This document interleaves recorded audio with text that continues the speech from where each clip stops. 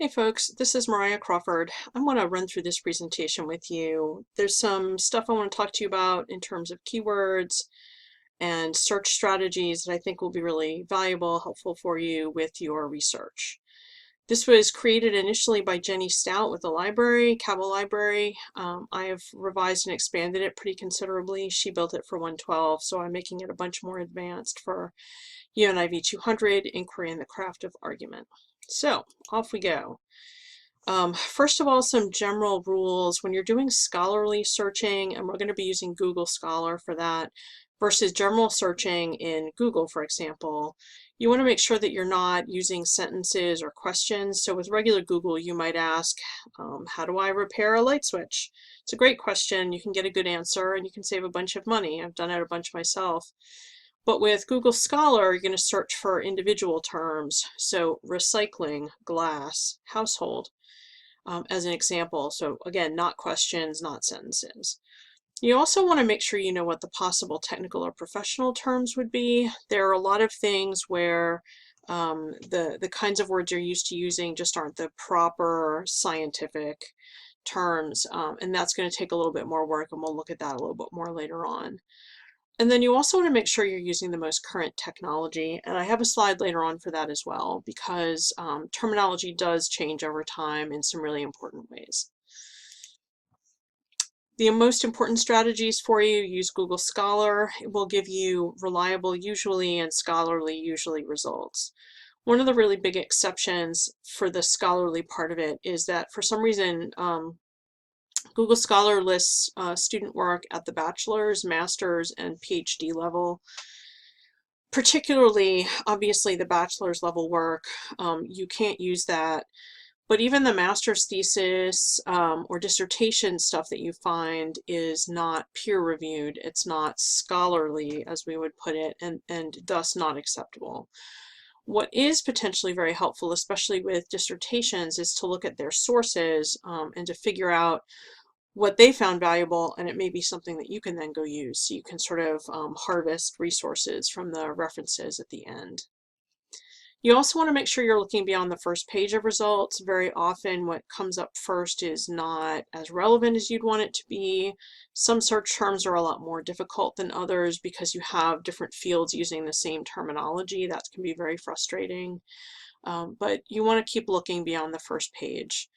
And if you're not getting the results you expect, that's when you change your search terms, and we're going to talk about that a bunch more. But when I'm doing a research process, I am tweaking and tweaking and tweaking my search terms to see what particular combination of words is going to get me the most interesting looking sources. Lastly, if you, oops, my face is blocking you. There we go. If you can't find the sources you're looking for, ask other people and your friends, fellow students, your roommate, your mom, whoever, but also obviously the librarian. Megan Hodge is our librarian, but any librarian should be able to help with this. Obviously your professor, me, your UTA, your friends, I already said that, but anybody can potentially help you out. And brainstorming is incredibly powerful for research and any kind of planning that you want to do. Anything simple like, should I get a dog? Or should I move to California? There are all kinds of people who can give you input, and so making use of that input is a really key strategy. Okay, so easy quiz. What are Guardians of the Galaxy, When Harry Met Sally, and Casablanca? It's possible you've never heard of at least two of those. I certainly hope that's not the case, but hopefully you know that they're all movies. Okay. But there are lots of other terms we might use, including obviously film, cinema, motion pictures, and sometimes it's really easy to get stuck on the most obvious terms or the most common terms and to not want to move off of that. And so one of your techniques when you're doing your research is to make sure you're really thinking broadly. Say to yourself, I'm going to take a step back and really think, what other terms might I want to use? Okay. So Jenny broke this down. Let's go see a movie this weekend is the everyday language. If you're talking about a specific director, you might say, I love the films of a particular director. In school, queer cinema class this semester, cinema might be more common. Motion pictures is also often used. And then there's some fairly casual, old-fashioned, talkies is ancient now. I hope you guys all know that the earliest film had no sound. Often when you went to the theater, this is before my time, I promise, there would be an orchestra, but there would not be anything coming from the screen itself or coming as part of the movie. They would often have very brief sort of subtitles. It's interesting. It's something that you might want to look into. But that said, these are some, like Flick is a very slangy, picture show, also out of date. And this is relevant. Does anybody know what Amesis is? And that's not a term, again, that I hope you don't, frankly. It's not a term used in common speech. It's a medical term. It means the action or process of vomiting. I'm imagining almost everybody has had that marvelous experience. But if you're doing a search in the literature, I actually checked it tonight. Vomiting and emesis get you somewhat different results. And so you want to be aware that emesis is a word. It's a term used in the medical profession, and really dig in to figure out exactly which term you want to be using.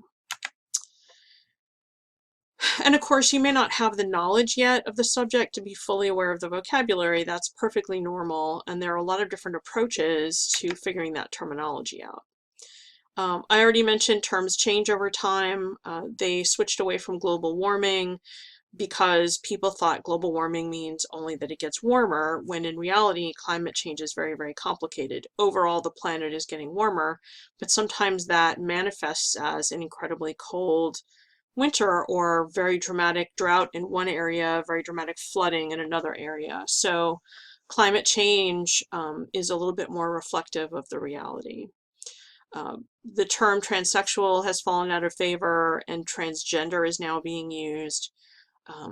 More often, sex worker is used rather than prostitute, and so forth.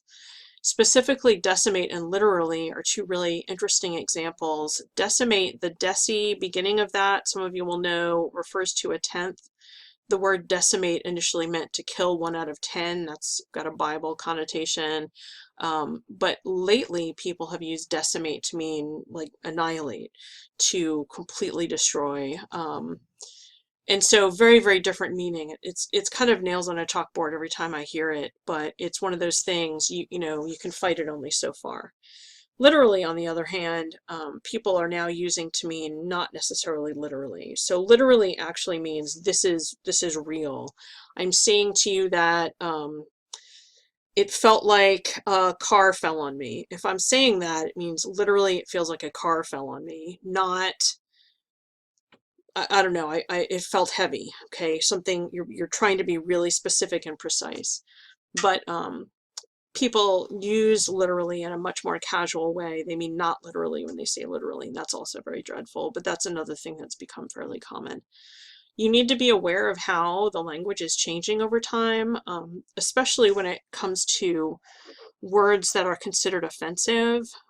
So for example, the word lame used to be something that I used very, very casually, and I learned not long ago that that's now considered offensive because disabled people were often ridiculed with that term, and that is how words become not acceptable anymore.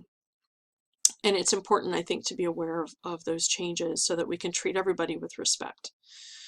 There were also, I discovered a wonderful, interesting article titled Semantic Change in Wikipedia while I was researching all of this. So you might want to check that out if that's of interest to you. And if it's not, feel free to ignore.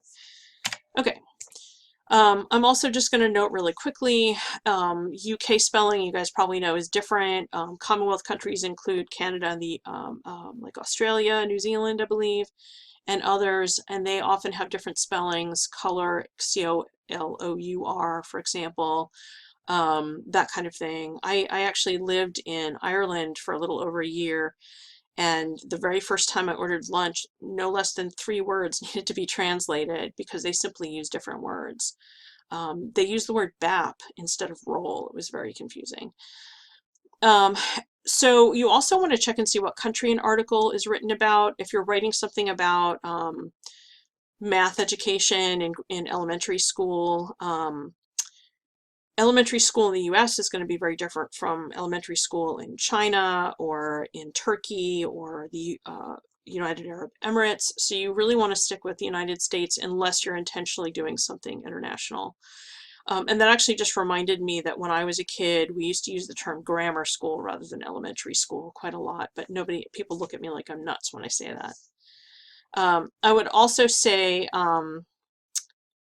you absolutely can use articles and research from different countries, but you have to make sure it's still relevant. So think about it, analyze it, talk to a librarian, talk to your professor. Okay. You can do some good background research if you are needing to with Wikipedia and regular Google, but it's background research only. It's not stuff you're going to use in your paper, but that can be an awesome way to start, an awesome way to figure out what kinds of words, search terms you're going to use. Invaluable, in fact, I would say. There's also WordHippo and thesaurus.com if you want to come up with some similar words, also very valuable. I am going to have this PowerPoint up on the on Canvas, so you'll be able to. I know some of this stuff is pretty detailed. This is a lot like there's something called the CRAP test. Some of you may have seen. This stuff is all important to think about with regard to research. I think I don't have time to go into that right now. This software is actually going to cut me off pretty soon. So I'm not going to go into it in a whole lot of detail, but think about it because this is some fairly important stuff, especially for your later classes. Okay, brainstorming and collaboration. Like I said, I'm gonna have to keep moving my face around. And then all of this information is right on the Cabell library. Ignore the opening hours because I don't know what they are right now, but there are all these different ways to reach out to them: chat, text, call, email. Reach out because they are an enormous source of assistance. Okay, so related concepts. Should juvenile criminals face the death penalty? You have some really key synonyms to think about. So juvenile, children, minors, under 18, teens, adolescents, all these different words that different researchers might choose to use that mean similar things, overlapping things. You want to be really aware of that. And then capital punishment, death sentence execution in addition to the death penalty. So be aware of that sort of thing, okay? So related concept searching, here I go again. There's something called Boolean operators. I love them. If you're actually in the search box for Google Scholar, you can type in the capital OR. So if you want teen or adolescent or high school or under 18 in quotation marks, you'll get any article that uses any of those words. And I think that's really, really awesome. Or you can use the advanced search dialog in Google Scholar. And if you can't find that, just let me know, but it's in the 3-bar menu in the top left. Similarly, if you want to avoid specific terms, often you'll have a lot of overlapping, unrelated material. So I search on recycling and I get a lot of stuff about recycling glass and paper and stuff like that, but I also get a lot of biology because there are some biological concepts involving recycling. Dash lipids, dash cells, it's like subtracting those words. So I use those and I don't get any sources that use those terms. It's very powerful, very helpful. All right, and then overly broad terms, this is a really interesting concept. Sometimes if you're searching for like bucket terms like how do we prevent climate change, you need to think about more granular topics because the article itself might be around reducing methane or carbon tax or residential solar tax incentives, but they're not necessarily going to address the larger overall topic. So break it down, narrow it, okay? And then here at the end, just the library information again. I go to the library for consultations when I need help with my research. They're there for that. They're there for you. So please reach out to them and please reach out to me if I can help you. The worst thing in the world is you run into difficulty and you just stop because that's how students fail this class. Don't be that person, okay? Reach out for any sort of questions you have. Thank you very much, and I will talk to you soon.